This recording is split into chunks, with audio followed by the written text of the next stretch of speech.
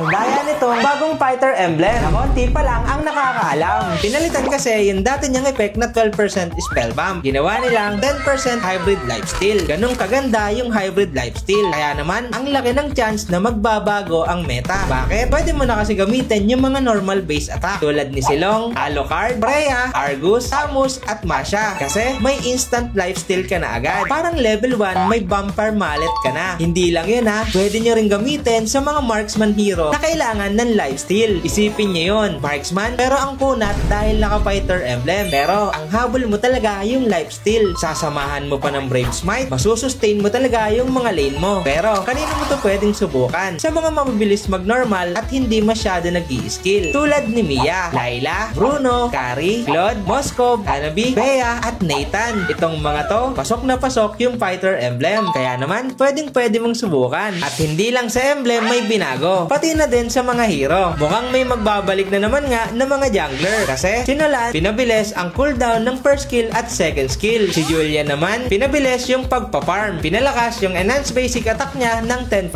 At si Soyo naman, mula first skill hanggang ultimate, binawasan yung cooldown ng skill. Ayaw talaga ni Munton ng mababagal na meta. Gusto rin talaga niya yung may halong assassin. At sa mga mage user naman, good news sa inyo to. Itong si Cecilion, yung mana cost increase per cast niya, binawasan ng konti. Pero malaking tulong pa rin to para makapag-spam kayo ng first skill. Sa mga marksman naman, si Clint lang ang nagalaw. Pinalakas yung ultimate, pinababa ang cooldown, at pinababa yung skill recharge time. At yun lang. Kung ikaw, marami ka pang time, huwag mo kalimutan mag-follow ha. Sana may natutunan kayo. Sana makatulong.